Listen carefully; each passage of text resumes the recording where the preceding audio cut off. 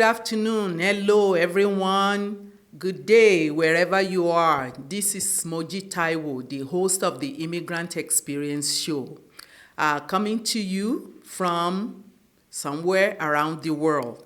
I'm also the author of I Give Because I'm Blessed Because I Give, a chronicle of an immigrant's journey. Today, we have with us Lavender Huang. Lavender has already done an interview, a short intro with us before. 18 years ago, when I come here, I don't know my life will look like that. But 18 years later, when I look back, it's a blessing. For the last at least 15 years, actively with my husband, we serve our Chinese communities. There are so many sad stories happens. The suicide and domestic violence, and also the marriage problems, and also physical illness. So I guess I be with them and cry with them and tears with them and laugh with them. Life is different right now, so I guess that's a big achievement for me right now. 10 inside, not outside. So life do have some achievements. Yeah. So, but today we're going to delve into some of the matters that are very important to her. But before we go into that, do you know that Canada ranks amongst the highest in international measurement of government transparency, civil liberties, quality of life, economic freedom, and education? Yes, Canada is way up there, and we're grateful for that as a Canadian. So, Lavender, you are from China. And you are a former pediatrician who emigrated from China 18 years ago, and a former research assistant at the Cancer Biology Department at the University of Calgary, right? Yeah. You also hold a master's degree in social work, also from the University of Calgary.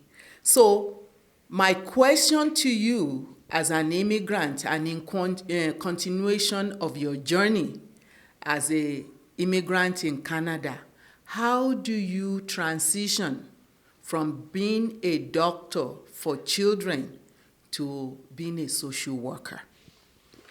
Yeah, Moji, thank you so much for inviting me again to come here.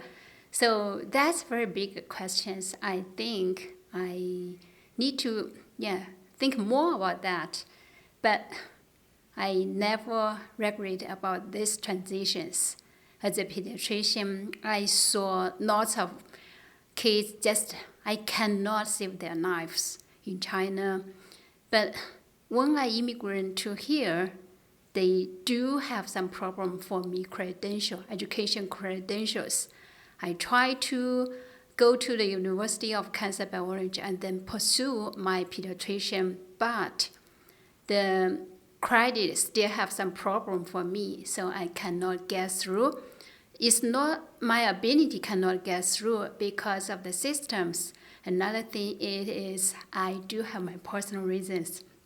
I have 3 boys comes out, and then what's my goal? How can I raise my children? I do have lots of questions to challenge myself. And then also, this question also brings to my husband. How can we co-parent if he don't know how to be a parent? If he don't learn something by himself, have no motivation to do that? I think most of the fathers, they just say, yeah, I am be a father. But do they truly know how to be a father? I don't think so. Okay, so as a medical doctor from China, it's not that you didn't want to pursue your career here. It's just that trying to break into the field, it's very difficult. Yes. And you made attempts to break through, but it became more difficult after you have your 3 children and you still have to be a mom at home. So all that challenges, and of course, when you are here in a different country with children and husband, and you're trying to foster your career or change a new career, you need the men at home to be fathers, to be able to help. So being a father, having children as a father is different than really being a dad to the kids at home, right? Totally. So is that some of the reasons that led you into changing your career? It is just, I think that's the big challenge for myself to do that. So I guess for the 13 years, I stayed at home. I just gave up my careers. I didn't do anything. Just choose to being a stay-at-home mommy. And then I want to know what's the barrier, what's the points for the education for my boys. I have 3 boys, right?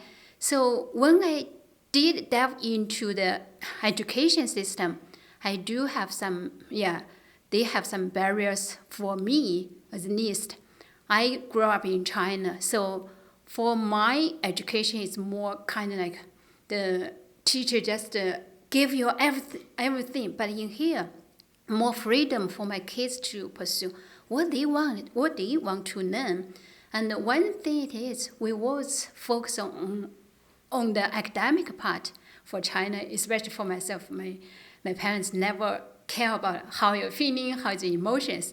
But when I teach my kids at home, homeschool part-timely, I cannot keep them a whole time at home.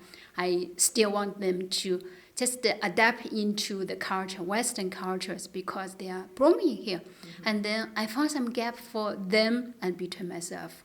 So how can we, through the education, we can adapt to each other? They are growing in Western, I grow in China. We're totally different values. So I need to step into their schools, volunteer at schools, learn from teachers, and learn from them. And they teach me how to be a parent in here. And also, I invite my husband because I found a big gap between me and my husband. I put more time on the parenting from the Chinese parenting than goes to the Western parenting. And no, nothing works if only myself. If my husband knows nothing, he didn't involve that.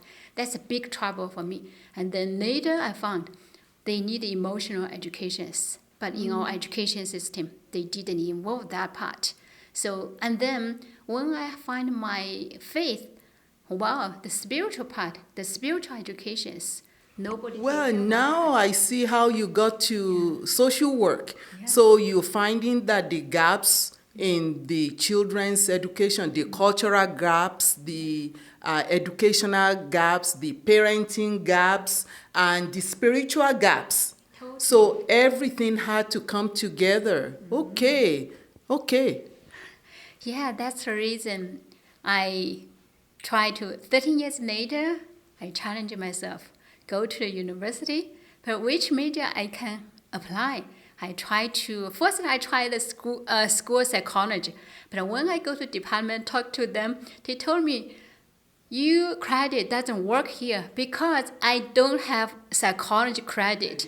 They need 30 credits, but I don't have that. Mm-hmm. But the professor from the school psychology, they recommended me, maybe you can try the faculty of social worker. And then there. It's big challenge for me. I do know it's very competitive, but they let me in. I'm so happy about that. And then from the physical, emotional, and spiritual, what's the true holistic education so I can give to my boys first, and then maybe later I can bring to the community.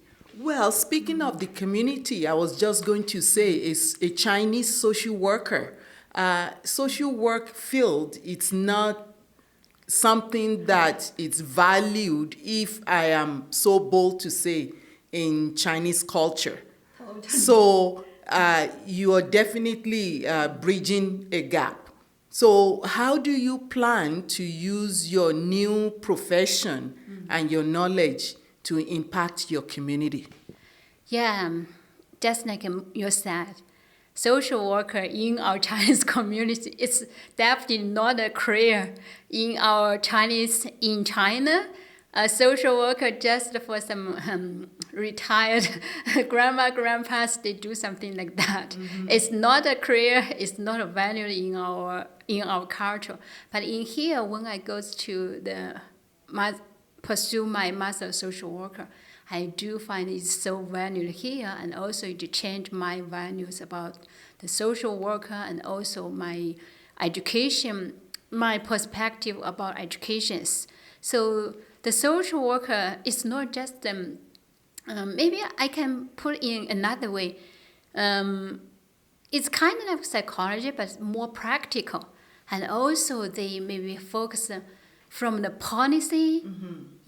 Macro level goes to the family. To the delivery. To the delivery, how can we deliver differently? So if we can change the policy, maybe go to the family. Or Can you tell our audience and your audience in Mandarin the importance of social work and the emotional aspect of life and combine it with spiritual aspect in raising family or even understanding one old self and our mental health in this part of the world?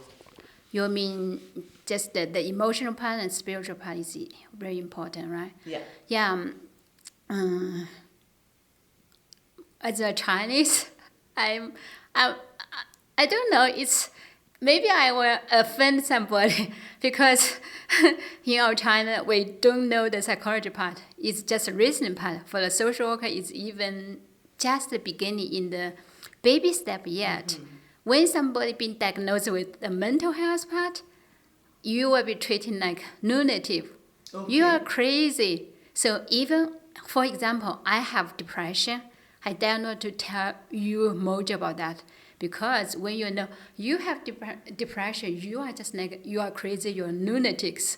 I don't want to be a friend anymore, just like that. We still have kind of bias about the mental. We still the community, the Chinese community still have, and the Chinese community is not alone. Most immigrant communities and most immigrants, they think when you are suffering from depression or any sort of mental health issues, they consider you to be weak. Yes.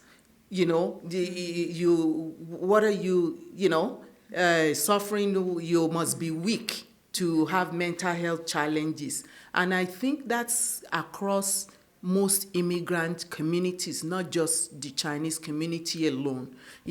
And we need to do work, better work, in order to get ourselves help to be well, wholly wealth. So what you are doing some kind of work in the community, in your community. Tell us about it. I do with my husband and also our Chinese community. We try to have the parenting group from the church or in the communities. I invite them and told them, I share the story about how important you're healthy, not just physically healthy. You also need mentally and emotionally healthy, about how to deal in a situation, especially during the COVID-19. And also in the last 13 years, many of our Chinese friends, they are in very difficult situations. Some depression, some even commit suicide, and also they got physically so critical years. Some got cancer, passed away, and just it's so hard. We need some support from our community, especially use our language to understand what's inside ourselves, between our families. So for the last at least 12 years, I and my husband, we are in community, have different parenting groups, teach them, what's the spiritual part. You need to know something, and the emotional part, we need to get well, self-care about ourselves. Also, we can give support to our communities. So how can your community members, people who want to join in or share or access this resource, how can they reach you? For this kind of resource, most of the time we through church. Churches welcome everybody. Which church is that? Southgate Alliance Church. They welcome every immigrant to come inside. if you want, if you need support. Even, yeah, we even have some North Chinese that may be from different countries, for example, from Africa or from other countries. They can go to church and find us. We can, yeah, support them there financially and emotionally and spiritual support. We just try to build a family there. So, You also said that you just started, you just got funding for a project, but it's just starting now. Do you want to talk a little bit about that? Yeah, we do have a project right now. It's still in the baby steps, but I really want to. One very good project is how to be a wise father. So my husband right now, he is the instructors. For during COVID-19 time, we and our friends, we have online adult education organizations. Then we have big pictures through helping the daddies, because for raising healthy kids, we do need the fathers. We need the fathers back home. The fathers right now is absent, physically absent, emotionally absent, spiritual absent. So that's the reason. Yeah, when I go to the Master of Social Worker, I do write some essays about what's happening between the fathers and children. I do find some research about that. Fathers' anxiety is significantly connected to children's anxieties. If father's absent from the family, the kids later will have some kind of substance abuse, attachment disorder. Attachment disorders. What kind of you can imagine what kind of problem. Is there a website that people can check to access your services? Yeah, for this service, we didn't put into the website yet, but we do have an educational website. It's from our friends. We together build with them. Can you tell us what the website is? Yeah, the website is iwayspeededucation.cn. 爱维教育. Yeah. Say it in Mandarin. Yeah, it's in Chinese. Yeah, Okay. Mandarin. Yeah, Okay. 爱维教育. Yeah, you can search through Google. You can find that. Yeah. Okay.